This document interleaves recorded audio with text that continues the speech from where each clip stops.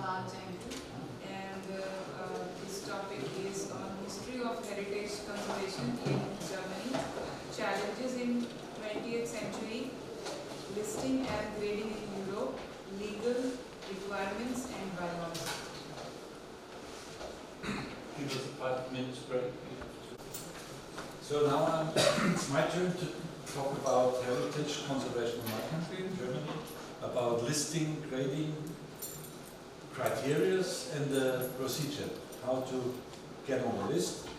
And I will give a very short outlook on our neighboring country, Austria, France and Italy. So this is what we are talking about. So the basis of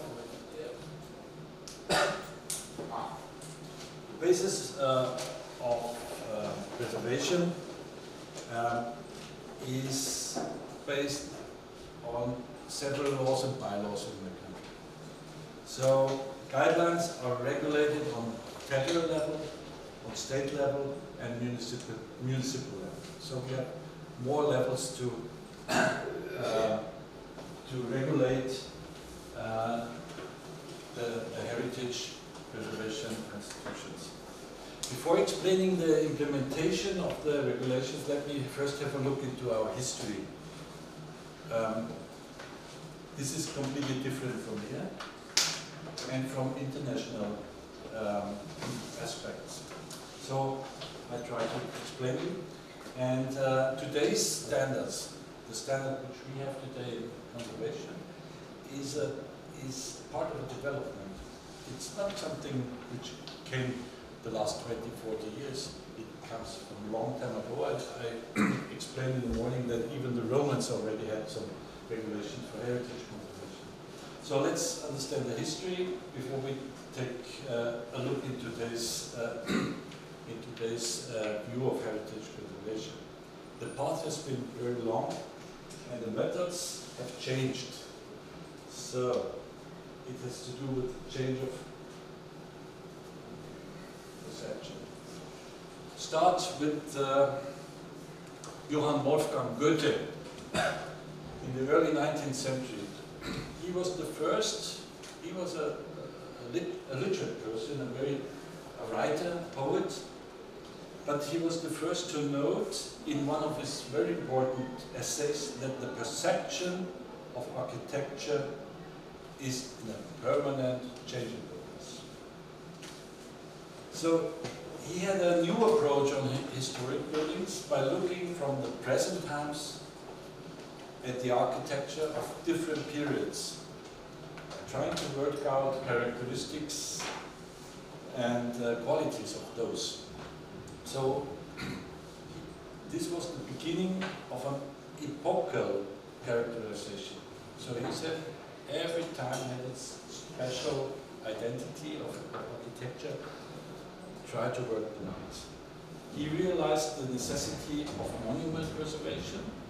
So if objects are specific to a certain time and to a certain place, they cannot be repeated. Not repeated at will, they must be preserved and protected. This is what he wrote in his essay. After Goethe, we had a very important architect and urban planner, L03. He was a minister for building in Berlin in early 19th century, and he made the preservation of monuments a state task. So it was not a task of the municipality, of the local government, of the owners. It was a matter of the state. So in a memorandum from 1815, Schinkel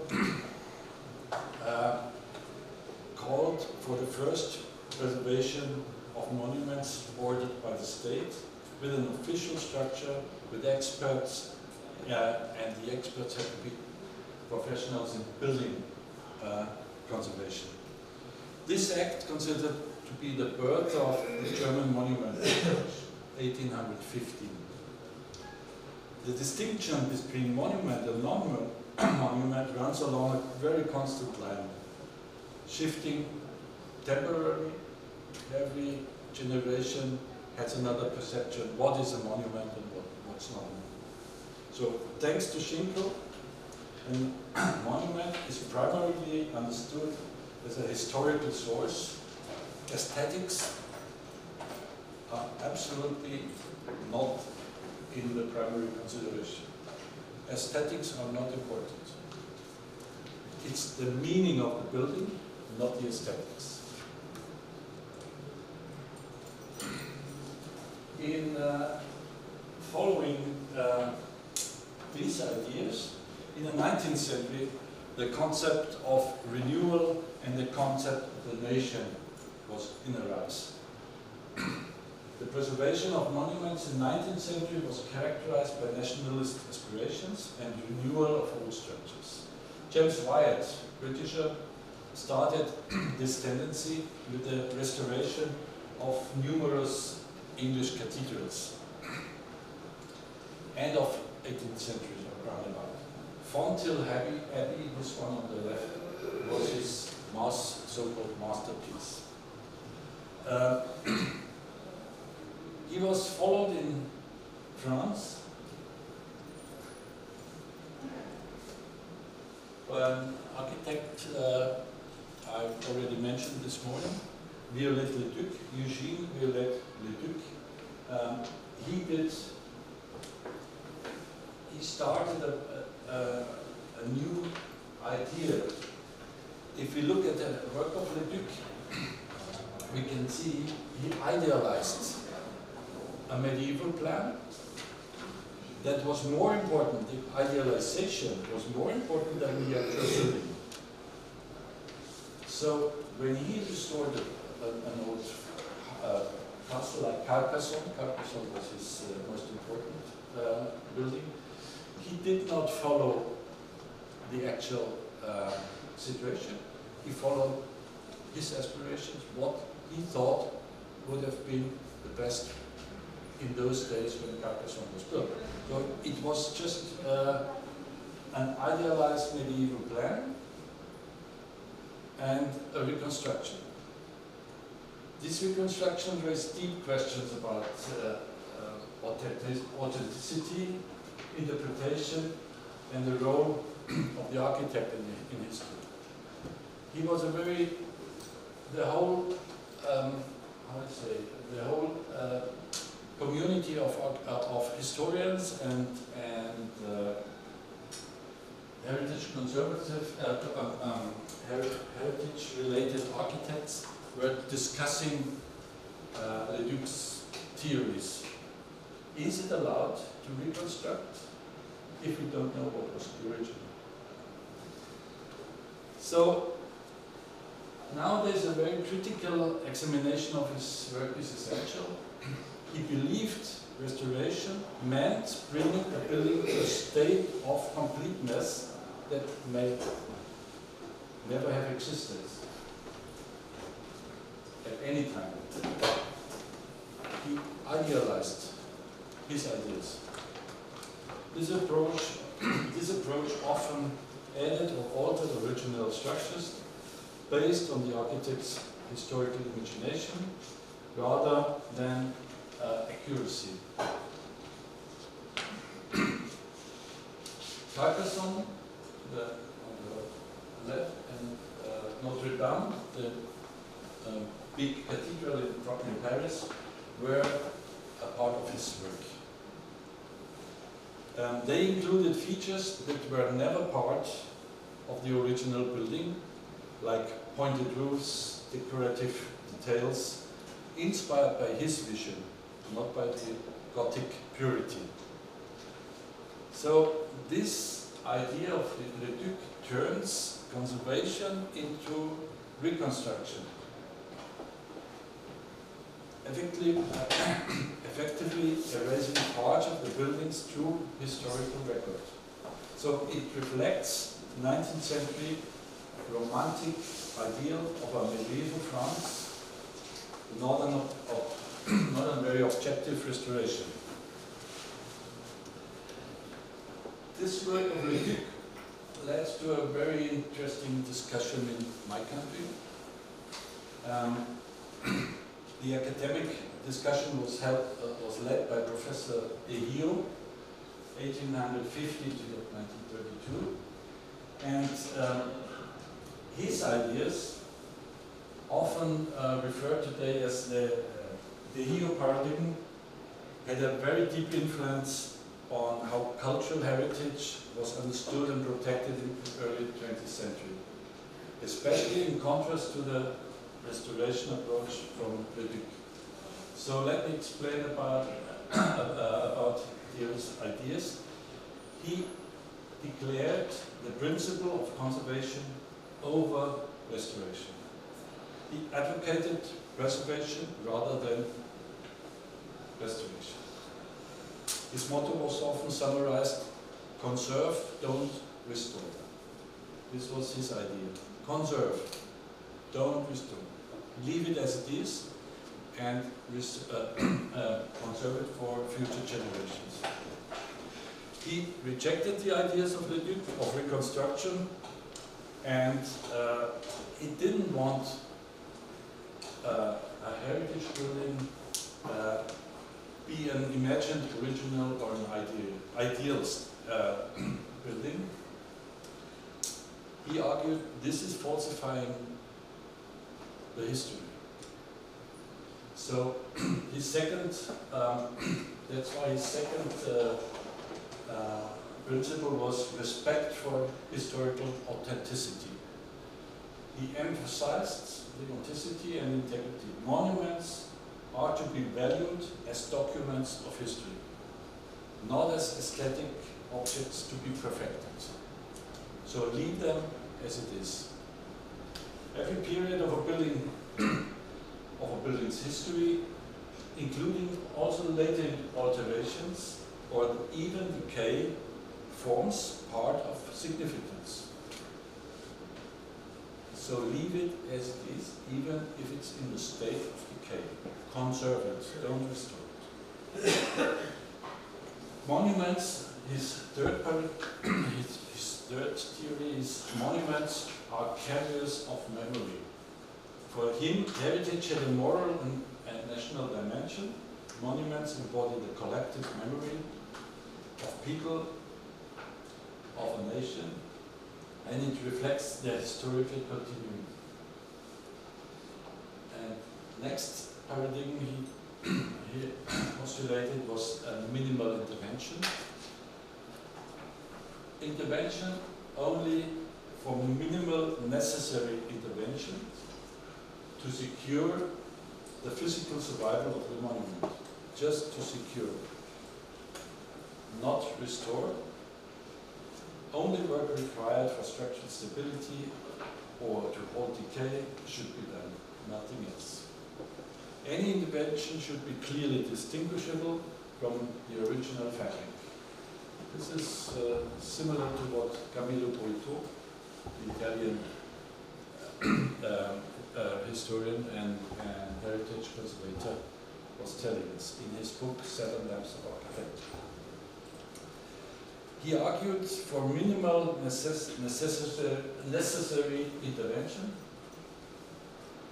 and he wanted just to secure the physical survival. Not only work required for structural stability, sorry, I repeated. And the last point, very important, no, not the last point, but one of the last points. Ehio believed that heritage protection should be not left to private owners. And it should not be left to aesthetic taste. He called for state involvement and legal protection of all monuments. His advocacy helped to inspire early 20th century heritage laws in Germany and influenced similar laws all over Europe. So he had a big impact on the legislation all over Europe. He also wanted a scientific and ethical approach. Ehio urged that conservation decisions should be guided by scholarly study and ethical restraint, not by aesthetic or commercial motives. The conservator's role was to preserve the evidence, not to create art. completely contrary to what Viollet-le-Duc, the French, did. And he went completely into opposition to romantic reconstruction, to the French approach.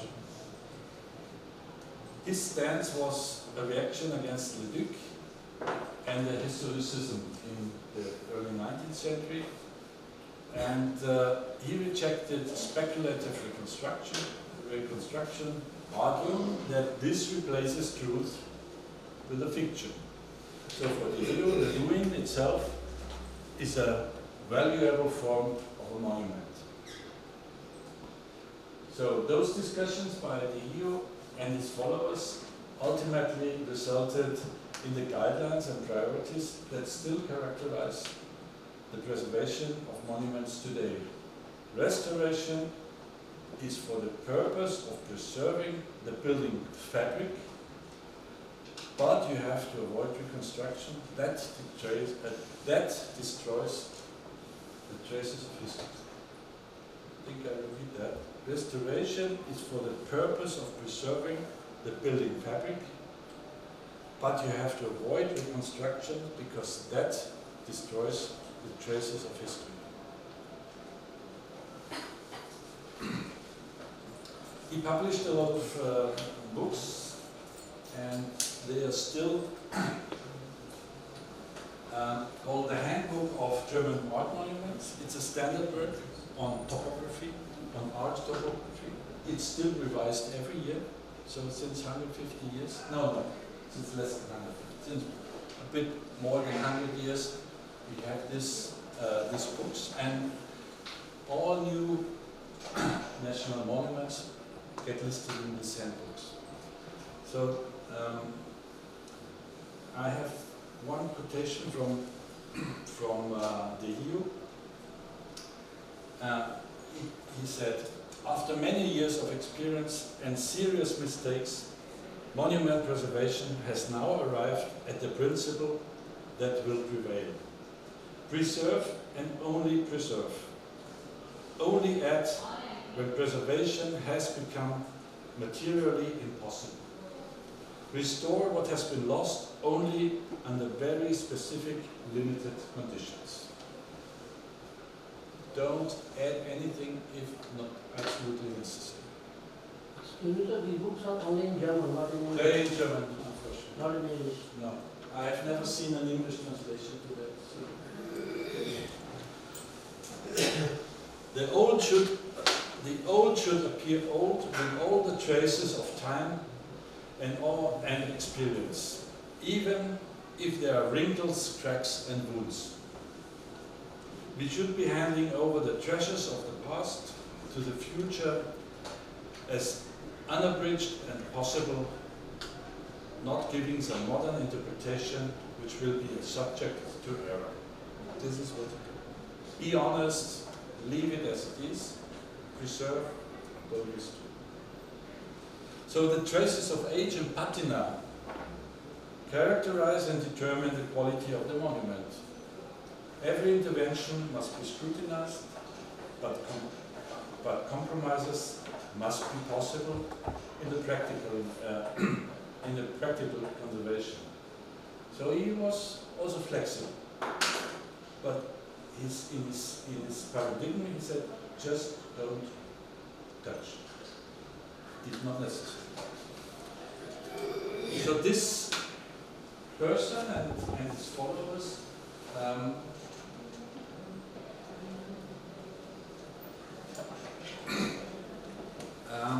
had a lot of influence in Europe, not only in my country. And then World War II was a completely break of history and a break of culture. Many cities in Europe were completely destroyed, and there were new challenges after this World War II damages, and we call them now turning points and reconstruction. The first World War already, but more the Second World War stated two dramatic turning points. and very old, sometimes medieval town centers were ruined and burned to ashes. So countless buildings were destroyed or in a very, very disastrous state. So reconstruction primarily involved the repair of important landmark buildings, while the historic fabric, the city fabric, and the urban structures often suffered further losses. Car-friendly cities were proposed, and there were a lot of destructions in the cities, in the inner cities, and they didn't rebuild the houses, they just made the roads wider. So a lot of loss to the old urban fabric through modern ideas of traffic. Hardly any major German city escaped this devastation. The desire to replace the lost identity with reconstruction is understandable. Nevertheless, the question of how to deal with the traces of destruction arose with every reconstruction. There were a lot of discussions going on. In most cases, the decision was made to at least restore the exterior unchanged. Interior is often changed, but the exterior was not changed. So these discussions of building or reconstructing the European cities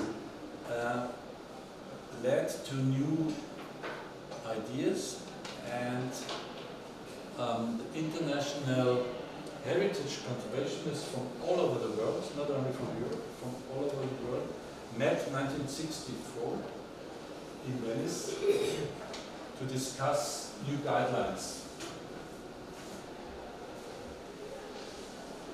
And these guidelines are called the Venice Charter 64, the concept of time layers. The Charter 64, officially known as the International Charter for the Conservation and Restoration of Monuments and Sites, is the most important document in the field of heritage conservation now in Europe. It marked a new modern turning point in the perception of heritage. They had several key objectives. Maybe this is the key objectives. First one was cultural heritage as a common responsibility. Means it advocated the conservation of monuments and its sites in their entirety, including not only the physical structure, but also the historical, cultural, and environmental context. So not only the building was important, also everything around the building, the historical context, and the urban context.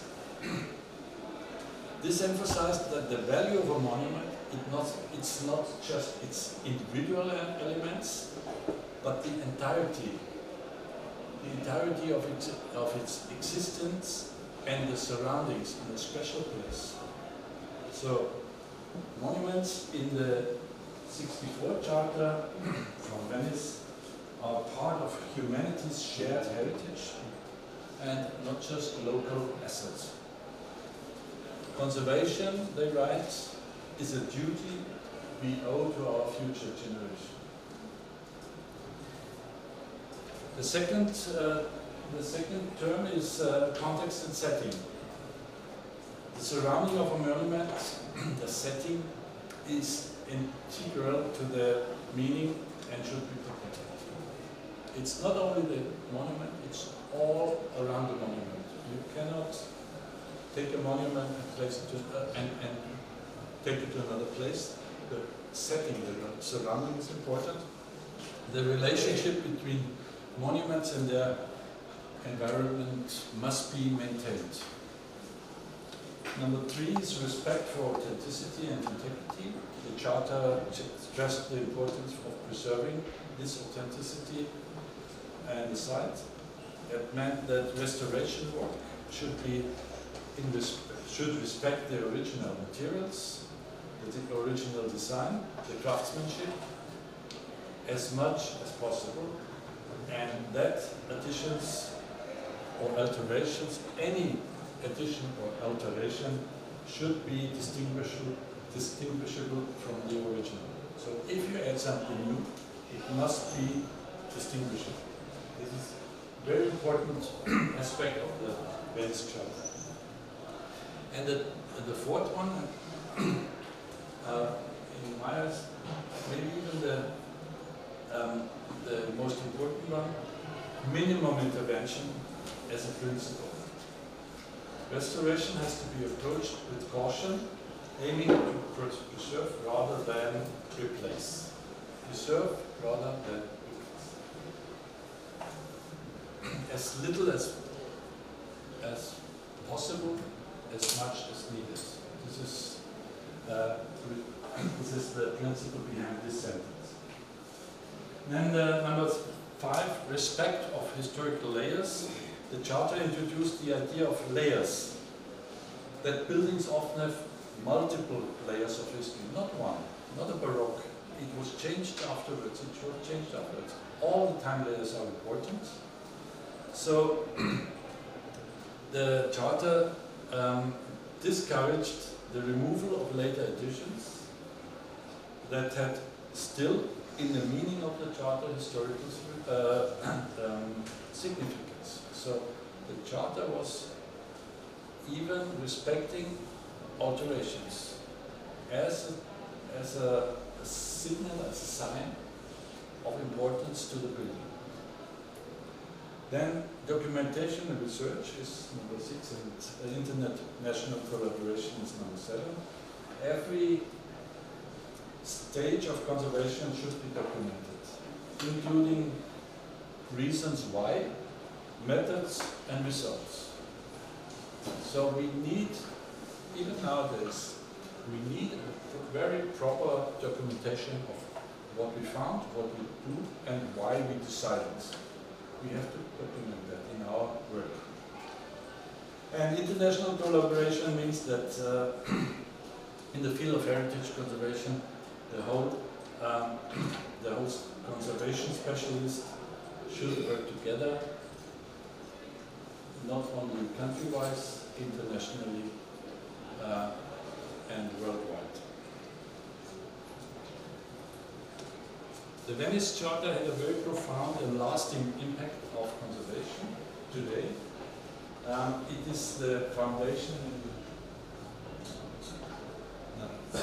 It's the foundation of modern conservation ethics, and it's considered as a foundational document in the field of these conservation practices. Its principles have shaped policies and practices worldwide, saving or serving as a reference for national and international charters which followed after that. It contributed to a shift in restoration, moving away from approaches that prioritized aesthetic renewal, and it prioritized historical authenticity and integrity. I will just show you not much, just few articles in this Charter of Venice, because they are very, very important. The first one is the most is a very important one. The concept that destroys the traces of history. I think I will read that. Restoration is for the purpose of preserving the building fabric, but you have to avoid reconstruction because that destroys the traces of history. He published a lot of books, and they are still called the Handbook of German Art Monuments. It's a standard work on topography, on art topography. It's still revised every year, so since 150 years, since less than 150, since a bit more than 100 years, we have these books, and all new national monuments get listed in these handbooks. So I have one quotation from the EU. He said, after many years of experience and serious mistakes, monument preservation has now arrived at the principle that will prevail. Preserve and only preserve. Only add when preservation has become materially impossible. Restore what has been lost only under very specific, limited conditions. Don't add anything if not absolutely necessary. Excuse me, sir, the books are only in German, not in English. They're in German, unfortunately. Not in English. No, I've never seen an English translation to that. So. The old should appear old with all the traces of time and experience, even if there are wrinkles, cracks, and wounds. We should be handing over the treasures of the past to the future as unabridged and possible, not giving some modern interpretation which will be subject to error. This is what. Be honest, leave it as it is, preserve, don't restore. So the traces of age and patina characterize and determine the quality of the monument. Every intervention must be scrutinized, but compromises must be possible in the practical conservation. So he was also flexible, but in his paradigm he said, just don't touch. It's not necessary. So this person and his followers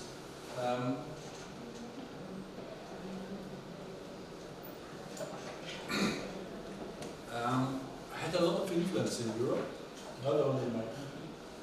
And then World War II was a completely break of history and a break of culture. Many cities in Europe were completely destroyed, and there were new challenges after this World War II damages, and we call them now turning points and reconstruction. The first World War already, but more the Second World War stated two dramatic turning points, and very old, sometimes medieval town centers were ruined and burned to ashes. So countless buildings were destroyed or in a very disastrous state. So reconstruction primarily involved the repair of important landmark buildings, while the historic fabric, the city fabric, and the urban structures often suffered further losses. Car-friendly cities were proposed, and there were a lot of destructions in the cities, in the inner cities, and they didn't rebuild the houses, they just made the roads wider. So a lot of loss to the old urban fabric through modern ideas of traffic. Hardly any major German city escaped this devastation. The desire to replace the lost identity with reconstruction is understandable. Nevertheless, the question of how to deal with the traces of destruction arose with every reconstruction. There were a lot of discussions going on. In most cases, the decision was made to at least restore the exterior unchanged. Interior is often changed, but the exterior was not changed. So these discussions of building or reconstructing the European cities led to new ideas, and the international heritage conservationists from all over the world, not only from Europe, from all over the world, met in 1964 in Venice to discuss new guidelines. And these guidelines are called the Venice Charter 64, the concept of time layers.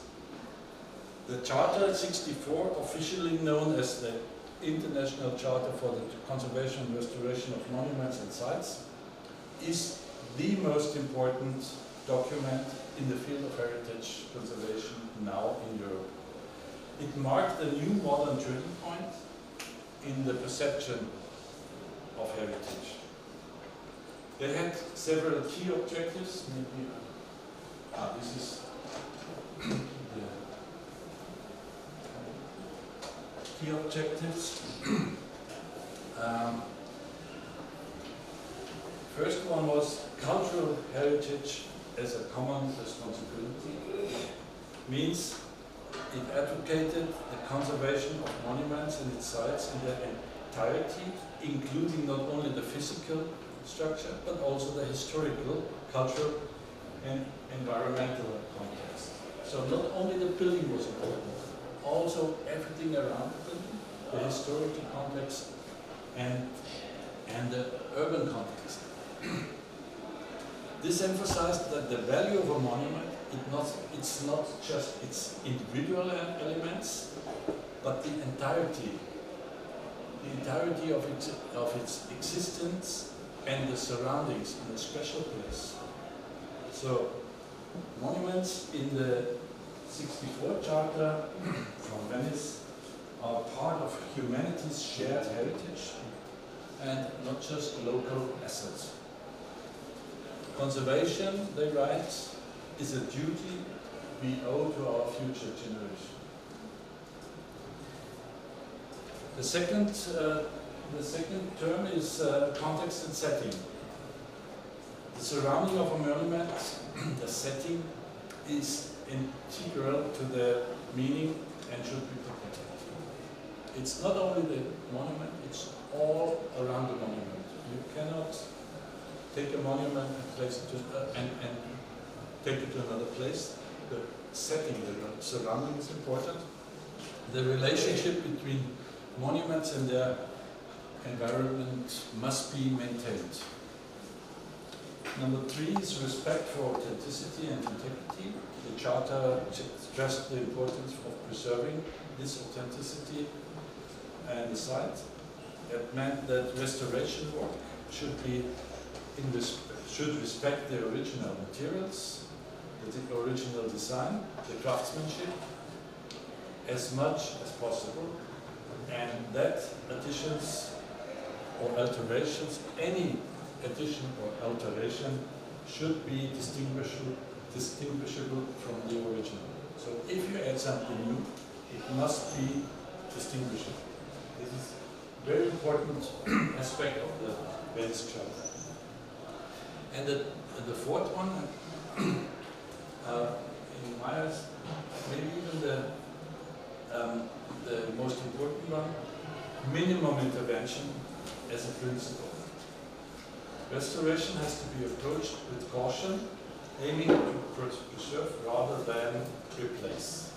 Preserve rather than replace. As little as possible, as much as needed. This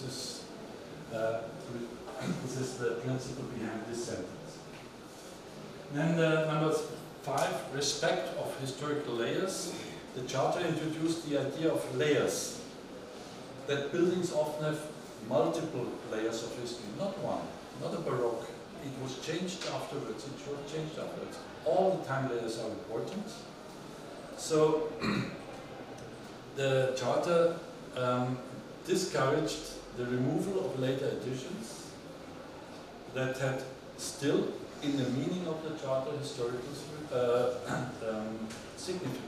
So the Charter was even respecting alterations as a signal, as a sign of importance to the building. Then documentation and research is number 6, and international collaboration is number 7. Every stage of conservation should be documented, including reasons why, methods and results. So we need, even nowadays, we need a very proper documentation of what we found, what we do, and why we decided. We have to document that in our work. And international collaboration means that in the field of heritage conservation, the whole conservation specialists should work together, not only country-wise, internationally, and worldwide. The Venice Charter had a very profound and lasting impact of conservation today. It is the foundation. It's the foundation of modern conservation ethics, and it's considered as a foundational document in the field of these conservation practices. Its principles have shaped policies and practices worldwide, saving or serving as a reference for national and international charters which followed after that. It contributed to a shift in restoration, moving away from approaches that prioritized aesthetic renewal, and it prioritized historical authenticity and integrity. I will just show you, not much, just few articles in this Charter of Venice, because they are very, very important. The first one is the most, is a very important one. The concept, the superimposed work of different periods, the revealing of the underlying state can only be justified in exceptional circumstances, and when what is removed is of little interest and the material which is brought to light is of great historical, archaeological or aesthetic value. So you can remove, but you have to justify.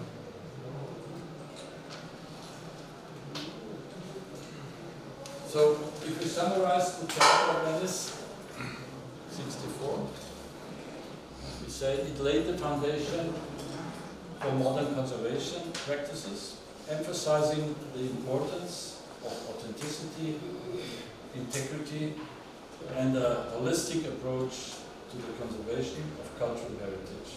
Its principles continue to guide conservation efforts around the world.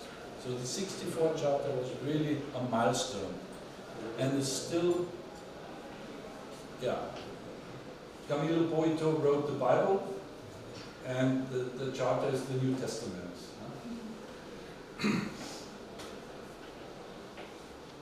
So, if we summarize, the concept of heritage means it's a heritage building, has a specific cultural background, is significant for historic development, or is significant for a historic event. So the significance is important, and the aim is to preserve the work of art as well as the historical testimony. These principles were refined during the last 40 years. The first step was, we call it Venice Charter, the urban rural setting, and these are the principles. Sorry, I didn't see. The outcome of the Charter was the foundation for modern conservation ethics and a really important shift in practices. And also that is important.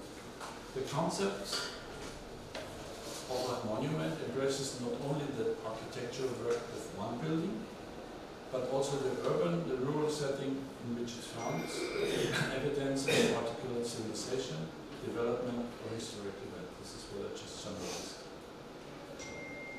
Okay. So this is important.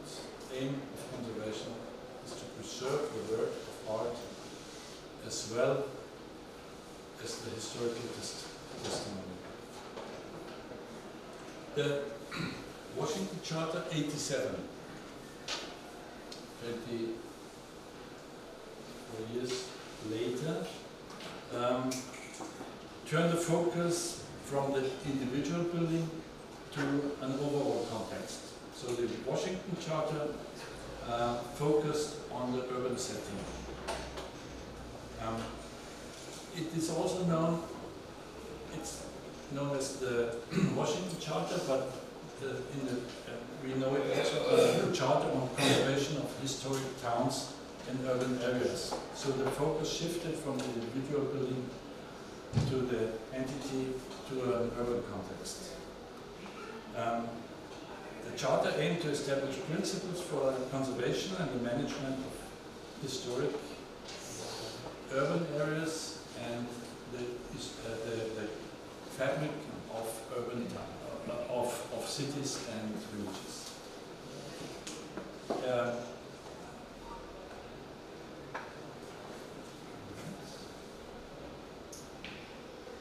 The conservation.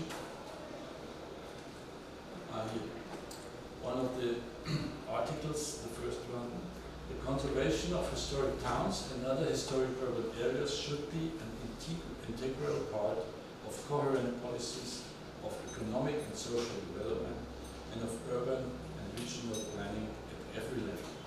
Qualities to be preserved include the historic character of the town or urban area and all those material and spiritual elements that express this character.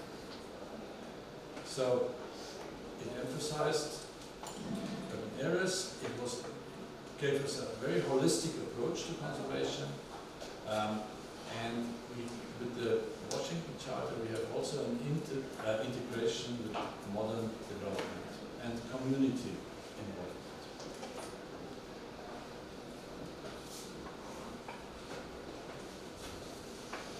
So let's go. This was a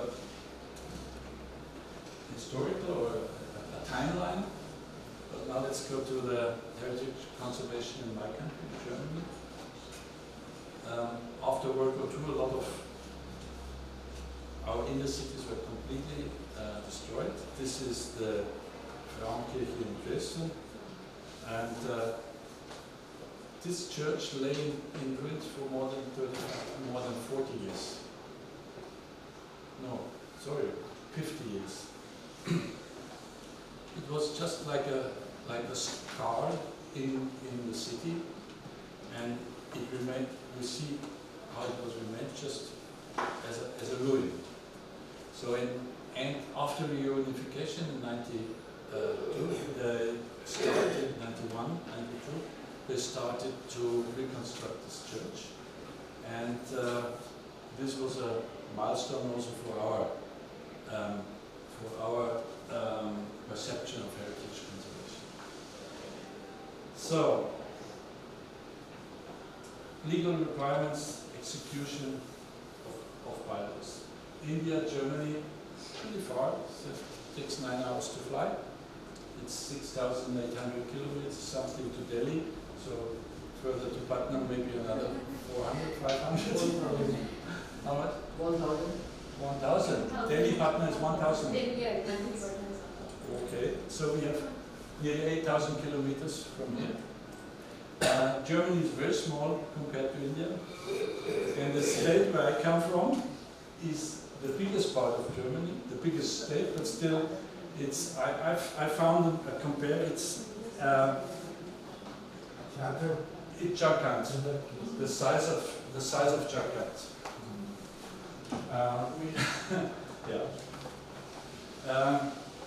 We have 16 federal states.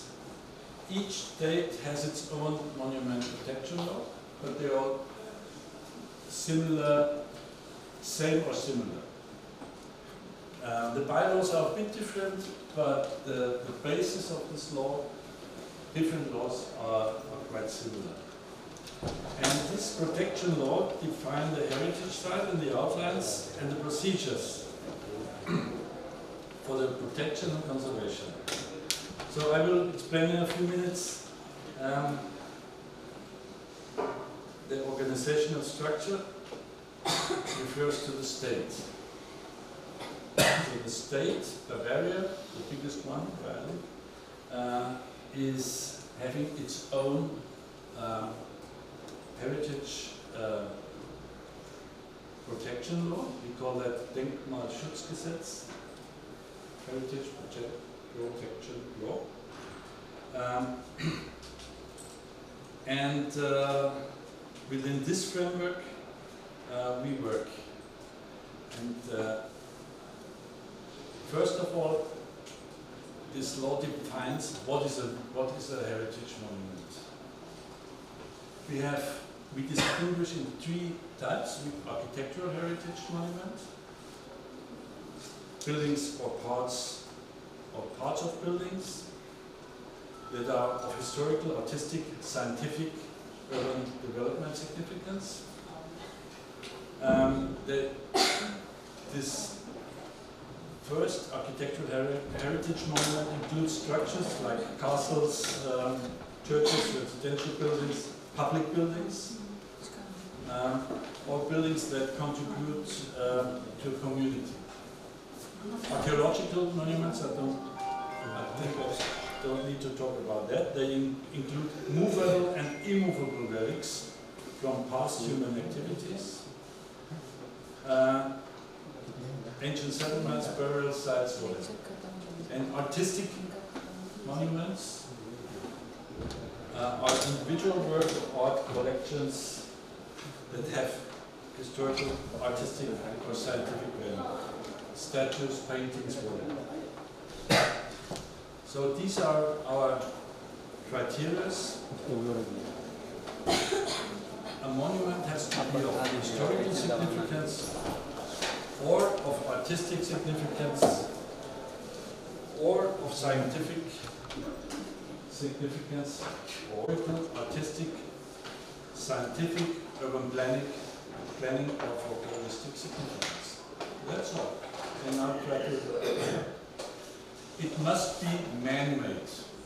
This is important. A man-made object, or many objects, pluralities, or parts of it.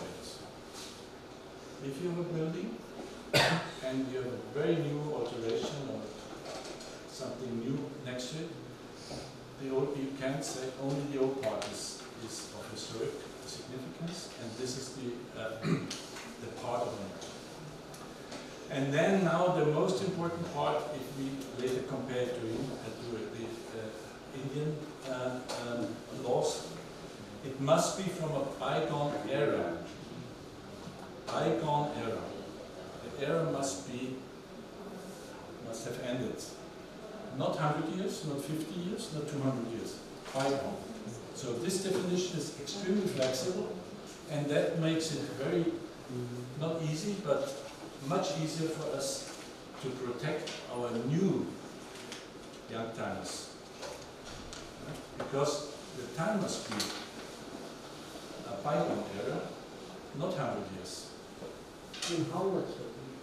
I will come to that. And then, last but not least, collective public interest. So if you have it in your pocket, a very old watch, 400 years old, it's not in your pocket, it stands in your house. You have it from somewhere, inherited from your grandfather. It cannot be official listed heritage because it's private and nobody else can see it. It must be of public interest in the conservation and use. Because, and then the distinguish historical, artistic, scientific, urban planning, or folkloristic significance. Most important is this public interest in conservation and use and bygone era. And I will explain it soon. Bygone era is a qualitative, not a quantitative characteristic in legislation. It signals that the object already has a certain temporal distance from the present. A certain temporal, flexible, absolutely flexible. No fixed legal age for this. If you talk to experts, we always have a guideline 30 to 40 years. This is more or less a bygone era. So a period of time must have passed in order for a retrospective view to be possible. So what does it mean? Architecture of the 50s is a bygone era, definitely. Nobody's building like that. Whose definition is this? This is the definition from the experts who are working for and with and inside the Department of Heritage Conservation. Documented in? Somewhere documented? I don't know what your question is for. Somewhere it is documented as a government. No, it's not written. It's absolutely flexible. It's a discussion. It's not fixed. No law, no bylaw is fixing 30 to 40 years. Example, I will show later. The Olympic Stadium in Munich. Unique construction by Frei Otto and Gunter Penisch. Unique, worldwide, biggest tent ever. No tent before that in that size, and no construction after that. After 25 years, they put the tent on the heritage list in order to prevent any change and to prevent it from alterations. 25 years. It was a discussion, but the government authorities, the architects, experts from all over the country came and said, this is the right decision. Don't alter it, don't change, put it on the list. It will never come again. The technology was very advanced, but changed rapidly after that. So they decided after 25 years to put it on the list. This is an exemption, but it was 25 years. Long discussion, shall we do it? But then they decided, and it was a good decision. So it's not only age that's decisive, but significance and public interest. That's very important. How do you ascertain the validity of these definitions? Okay, How do you validate these definitions if they are not documented, or how do you know all the world over will accept this definition? we conservative architects working in that field, we discuss with the Department of Heritage Conservation in our state. So if I want to get one of my buildings on the list, I go to them, discuss with them, and they say it's worth it or it's not worth it, and they call experts from those fields, and we have a long discussion. The procedure is time-consuming, but in the end, you get a result from the Department of Heritage Conservation. It's a discussion. It's not a fixed procedure.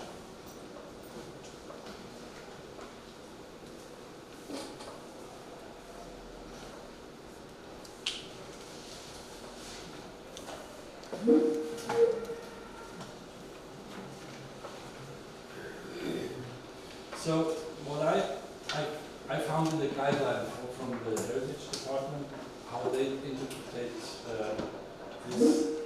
this bygone era, and they said the term past must be understood as fundamentally dynamic and must be constantly adapted to historical developments. Somebody wants to come in?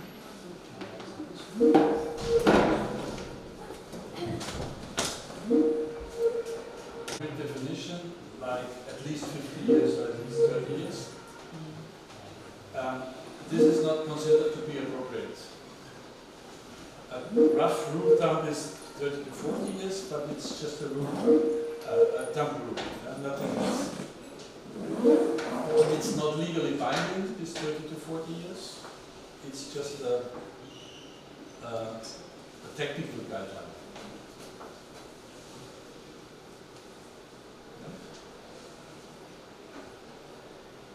I will show you now in the second part post-war buildings that are under legal protection. And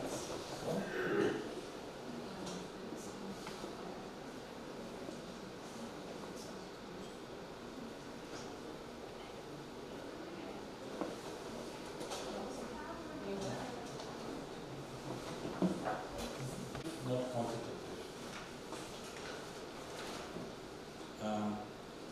It signals that the object is of a certain, has a certain temporal distance from the present. That's all. Certain temporal distance. This can be 25 years, this can be 100 years.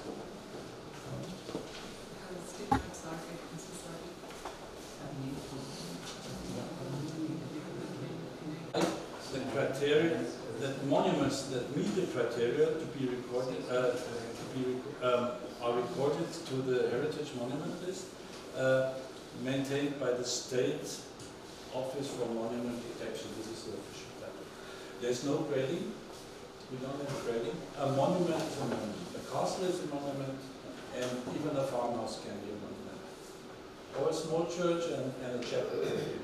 No grading. Monument is monument. Not grade 1, 2, 3, 4, whatever. Monument. That means if I'm the owner of a monument, I share the same subsidies, governmental help, tax reduction, whatever, if I'm the owner of a castle or if I'm the owner of a small house. As long as it's on the list, I share the same privileges. And the same duties, of course, I have to maintain. Okay.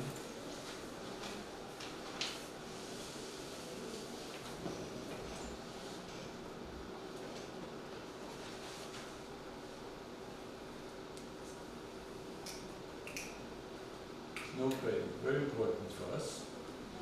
But that leads now to interesting numbers. In Germany, we have 680,000 listed buildings. 660. 660,000. That means 3% of our building stock is heritage listed. 60 to 70% roughly is in private ownership, and we have 52 or 54 now, I have to calculate, 54 UNESCO listed objects.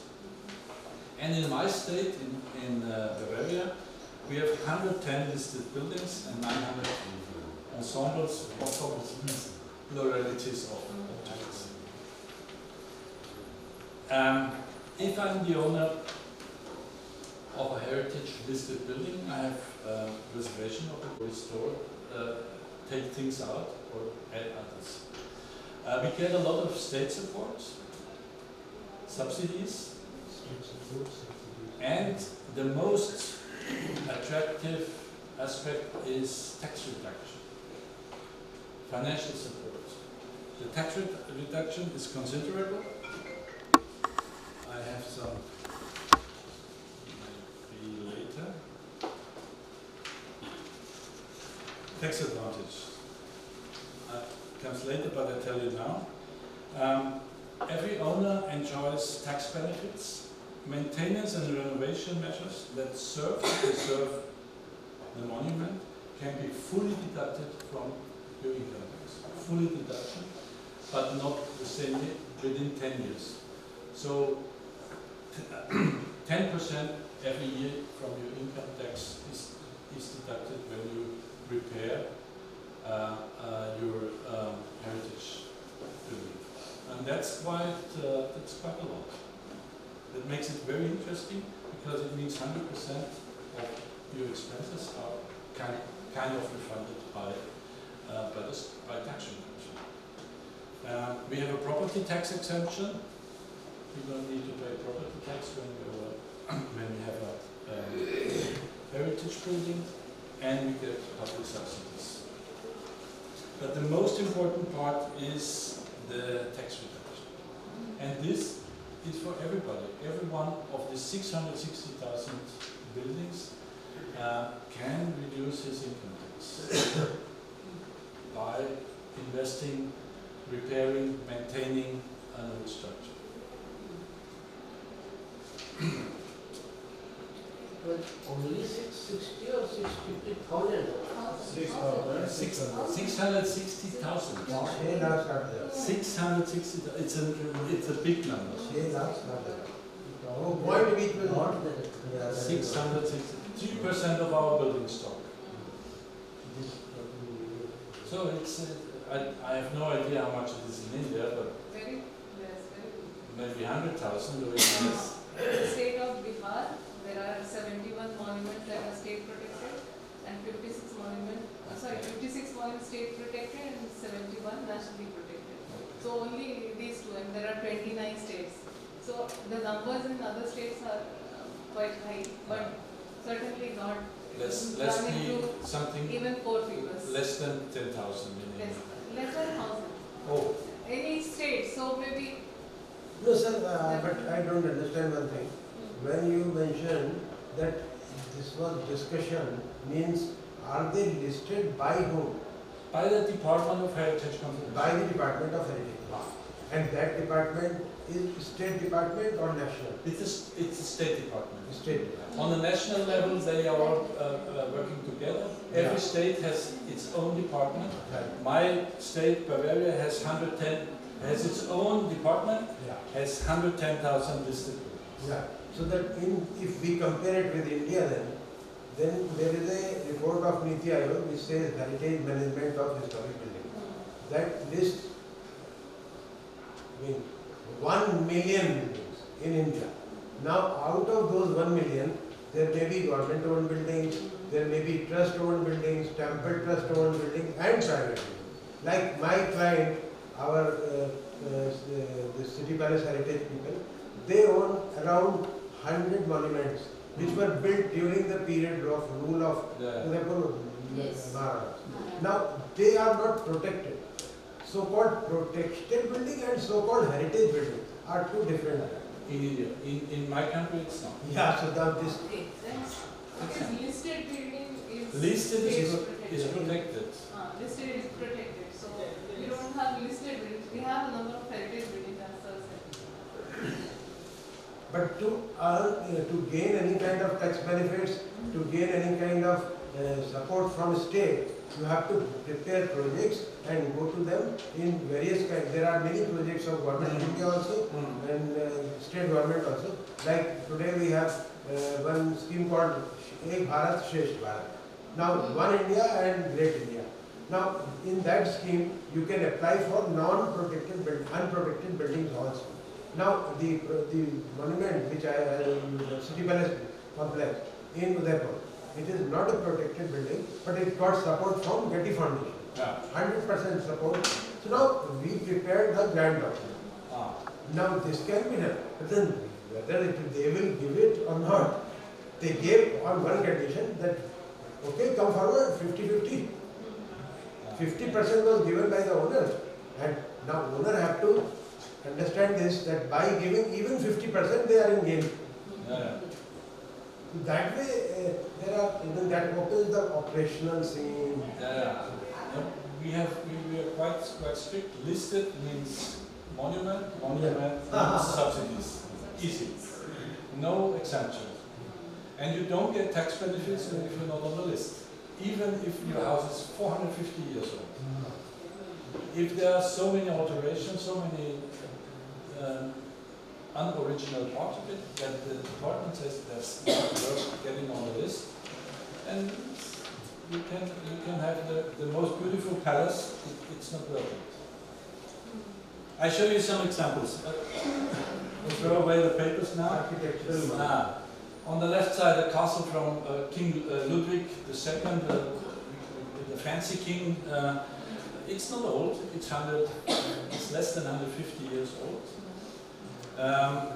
It's of course a national monument, and it's listed, but the Olympic Stadium is the youngest one, 1972. And it's also on the list. Then we have Baroque castles. This is my city, Würzburg, where my university is. Yeah. We have a Baroque castle, very famous UNESCO This is UNESCO listed. You're most welcome to visit us. Or a Baroque church on the left side. A very famous Baroque church. Pilgrimage spot for hundreds of thousands of people every year. Not millions like here in India, hundreds of thousands. But on the right side there's a brutalist building from the late 60s, 68 by Gottfried Böhm, the Mariendom Americas. This is a national monument, having the same privileges as the Baroque church on the left.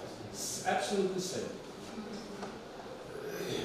Other example, Frankfurt. These wooden structures, framework houses, or Landshut, the city nearby where I live, Renaissance city with wonderful facades. Each and every of these houses is listed. And then simple buildings, farmhouses, in Bavaria or in Franconia, these are national monuments. They are on the list and they get the same privileges, subsidies, but also the same obligations. Okay. The owner have to maintain. They have to open the house for the department if they want to see or work, and then they get the subsidies. Then, of course, industrial architecture. It's not only castles, temples, whatever. We also have a lot of industrial architecture in our list. And we have city, the whole body of a city, the fabric of a city, like the city of Bamberg or the city of Rotenburg. And we also have urban structures on the list. That means not the single houses listed, but the urban structure. The interesting thing about this is the city of Regensburg, Ratisbon. This is the river Danube. And this was a Roman settlement. Everything square. The Romans had the first settlement north of the Danube in this place. And you can see how the Romans organized their city. And this part is medieval. Organic. Very organic. And if you walk in the city, as soon as you leave here, this was a city wall, a Roman city wall. As soon as you enter this medieval part, you get lost.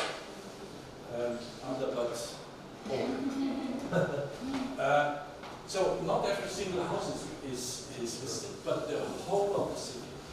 And since the whole of the city is on the list, every owner of a house here is getting subsidies if he's doing so. But he has the obligation to work together with the department. So we call it ensemble. And landscape architecture is also listed. On the left, the Baroque garden in Schleswig, in north of Germany. And the Olympic Park, Munich, was unique. Just created for this Olympic Games, 72. A wonderful garden, public space. The people love it. And it's a protected landscape monument. Not only buildings are protected, also landscape is protected. And then, of course, modernist architecture, no doubt. But under the strict rule of 100 years, both of them would not be on the list. But on the other hand, this is a World Heritage Monument. It is. But under the AMASR Act, it would not be on the list. So where they use concept of historical authenticity stops to? No, I don't. Can you repeat that question? We talked of historical testimony that whatever it was in the past, it should be retained, not altered, not reconstructed. No, the significance is important. The historic significance, not how it's constructed or why it's constructed, but the significance. 50s, architecture from the 50s. This is finance office in Frankfurt. Very typical architecture of the 50s. Flat roof, very structured facade, flat. Nothing of aesthetic. It's nothing of beauty if you compare it to this fancy castle or whatever. But if you look inside, the staircase is very, very spectacular, organic like the 50s. I call them always the sexy 50s because they have these round shapes. Wonderful, wonderful staircase. Or Frankfurt, Olivetti Towers by an architect called Igor Neyermann from the late 60s, 68. And near the east, in North Germany, in Warnemünde, the building they call Teapot, the roof made out of a concrete shell, concrete shell. Or now back to the Olympic Stadium, a very young, this is a young time. This is a young time. And why it is so important? It's unique. It's absolutely stunning. And this is just a few pictures. And if you go in the history of this building, it's the way they constructed it was unbelievable. This was the whole tank structure is a network, and it was constructed without any computers. In '72 they had no computers. They did it all by experiment. So Frei Otto, the engineer, did it with nylon, ladies' nylon, how do you say? Leggings. Nylon leggings. He shaped the form of the tent with I saw that the sketches drawn by the... And then if you see how they constructed, maybe later there are more pictures, tomorrow I may show you more pictures on that. It's a unique technical invention. Never done before and never done afterwards. So the department decided this era is bygone. Next, very next to the Olympic Stadium is BMW Tower, headquarters. The headquarters of BMW on the left is, and the bowl is a museum. And the headquarters, done by an Austrian architect, Karl Schwanzer, is the first building, the first high-rise building, which they did from top to bottom. They, even then, there I will show you some pictures in the next days. They first erected the inner pile, and then they were hanging down every level from every floor from top to down. So they created the concrete floor on the bottom and took it up. Lift slab construction. Yeah. Unbelievable. And on the right side, at nearly the same time, maybe 5 years later, this high-rise building, it's a bank office, came up with these three important piles, so all the infrastructure, the lift, etc. Compared to Norman Foster and Renzo Piano, international architects, this belongs to that era. So this is just a few examples. I will show you much more in the next days. But just wanted to widen up the expression. What is a monument? A modern monument. The listing itself is a procedure. I think that's not so different from here. We have first identified, then we have to make a documentation, then we have to apply at the Department for Heritage Conservation. There is a review process, and then they take a decision. So the experts of the department take the decision. We as conservationists, we contribute, but the final decision is by them. And then they give us protection measures, do this, change that, and then there's an ongoing monitoring.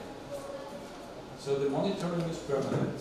I have maybe I show you on the private session, I have a small house, it's heritage listed, and every 4 or 5 years somebody from the department is coming for a cup of tea, and they discuss with me.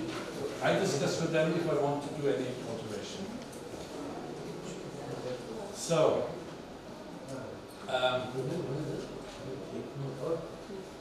maybe this listing and regulation is ambiguous. It's not always appreciated by everyone because a listing may even come with obligations. So a lot of people, especially people of low income, that if you don't pay tax because you don't have a high income, the tax reduction doesn't help you. So especially people with low income always complain, oh, my house is on the list, I have a farmhouse in the countryside, but I don't have a proper earning, so it doesn't help me, you must give me subsidies. And it's always a kind of tricky thing for the department to handle those. But the government is funding conservation, and with an owner who has little or no money and needs to preserve and maintain his house, the government is giving him subsidies. So briefly, I was working on a farming house from 1780, so quite in a very good state, and the farmer was bankrupt. He said, I cannot pay even 50,000 euros. I need everything for my normal survival. So the Heritage Department took 90% of all the costs. 90%. And it was a quite reasonable amount. But this is an exception. The most important thing is the middle part, tax reduction, and then we also have a lot of organizations who help you to maintain if it's of public interest. So these are the regulations of our law. I think time-wise we are. Can I make another 10 minutes? But if you want your own cup of tea, Yes. The expression, what is a monument? A modern monument. The listing itself is a procedure. I think that's not so different from here. We have first identified, then we have to make a documentation, then we have to apply at the Department for Heritage Conservation. There is a review process, and then they take a decision. So the experts of the department take the decision. We as conservationists, we contribute, but the final decision is by them. And then they give us protection measures, do this, change that, and then there's an ongoing monitoring. So the monitoring is permanent. I have maybe I show you in the private session, I have a small house, it's heritage listed, and every 4 or 5 years somebody from the department is coming for a cup of tea, and they discuss with me, I discuss with them if I want to do any alteration. So,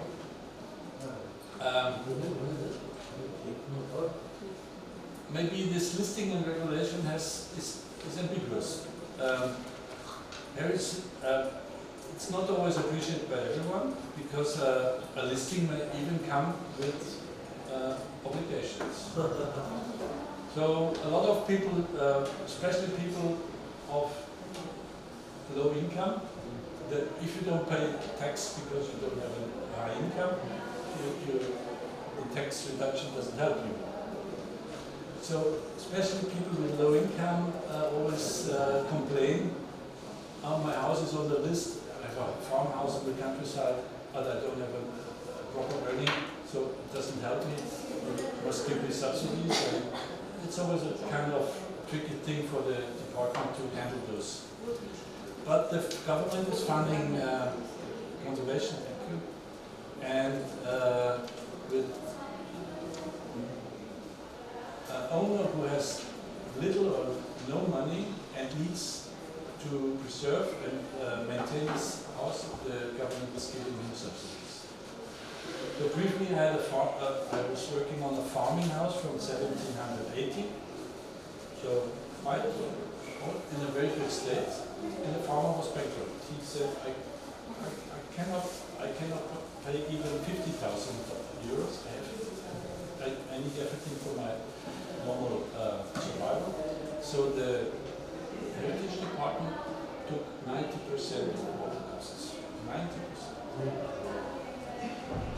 And it was a quite reasonable amount.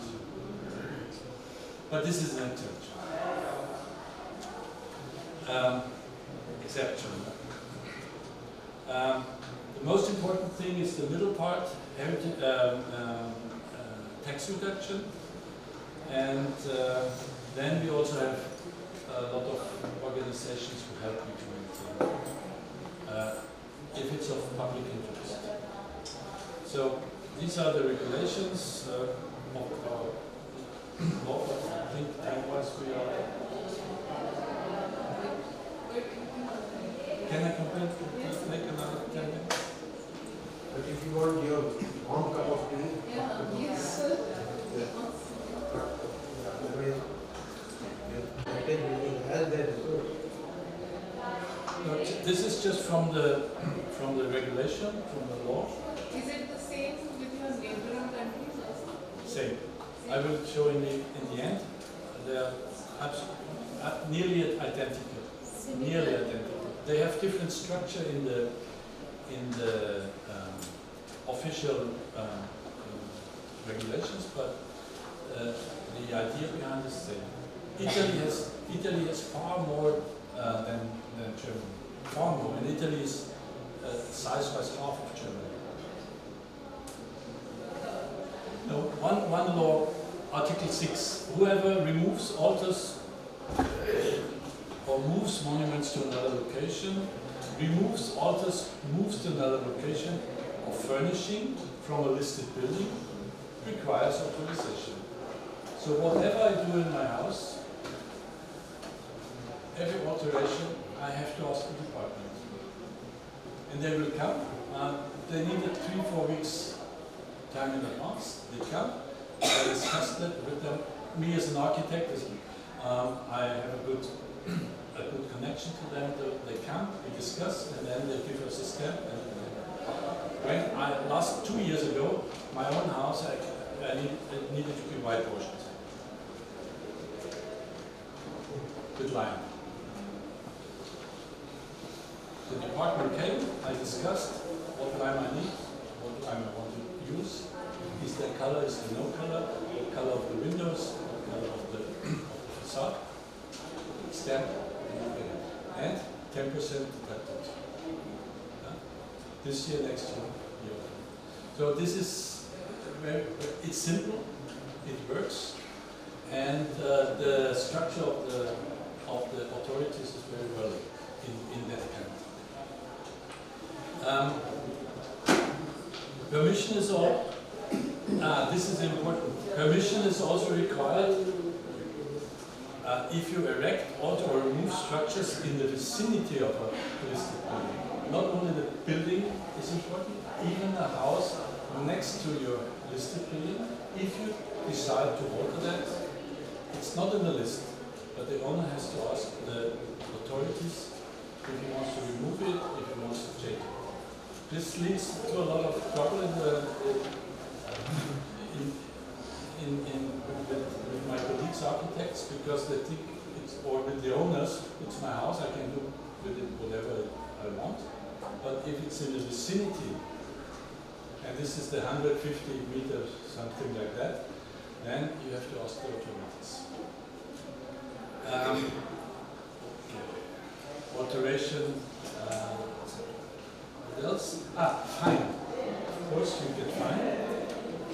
You get fined up to 5 million euros if you willfully or if you willfully remove, alter, or move a monument. 5 million quite a lot. This is, yeah, 50 lakhs. No, crore, 50 crore. Because 1 euro is almost 100 rupees there. Yeah. We have a very interesting website from our heritage department. The list is online. So we have it online, and I can zoom into it. Okay. So this is the city of Würzburg. So the whole inner part of Würzburg is ensemble protected. So if I'm an owner of one of these houses, I get subsidies, but I need permission from the department. And then online for public on JS platform. I can afterwards we can open and everybody can zoom in. You find my house, you find every house. So where is your house? Not this one. I go into. Then we have a very special thing. Our king wanted to tax the people in 1820. To tax the people according to their property and not according to their skin color or nose. So he sent specialists throughout the country in 1834 to measure the country. And this measurement is absolutely accurate still. And I show you parts of it. So you can see each and every house with numbers. Streets are still mainly the same. House numbers are the same. And I zoom into it. So you can see different houses in the year 1834. All over my state. So the first thing I do is when I get a new project, I go, this is online also. I zoom inside and see, oh, this was the state of 1834. Now this part is removed, this part is like that. So I find this in all online. Another 10. So it is going more and more. Very accurate, absolutely accurate.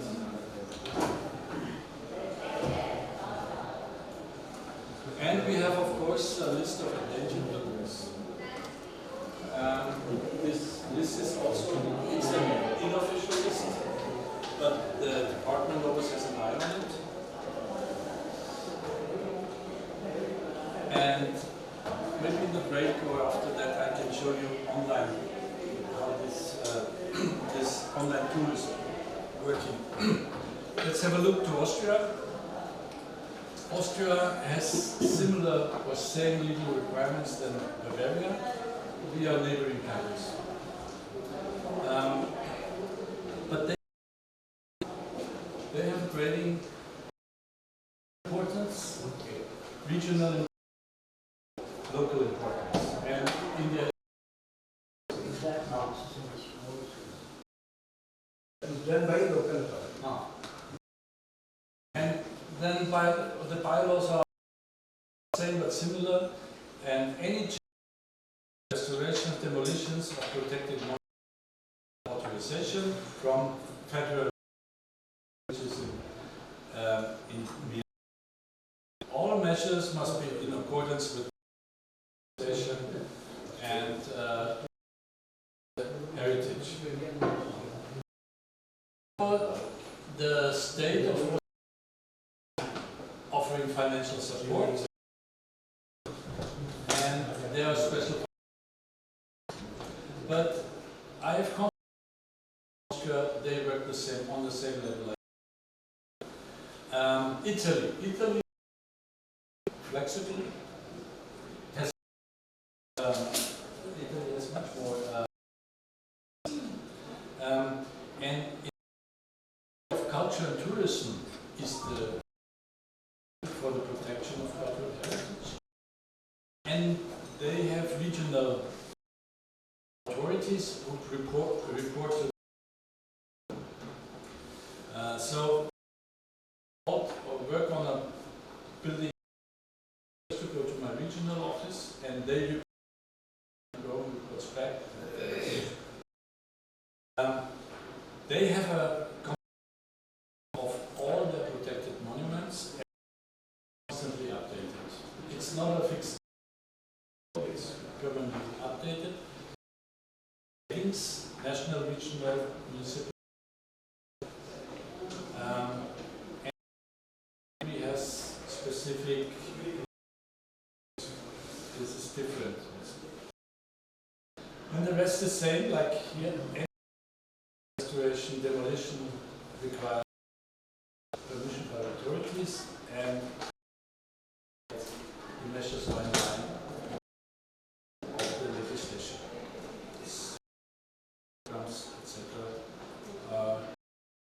For everyone. And France, the Ministry of Education is the central, and also regional, and they represent every. So it's also a widespread for them. And to summarize, they also have historical zones, cultural heritage, but no grading. No grading like me. Each category has specific requirements. So far to Europe, you see these ideas which I told you from Tehio, from this monumental book, from this monument. This prevails. This was the foundation for most of our legislation, acts and bylaws. Yes? Your tea. My tea. Okay, I think this is what we do next.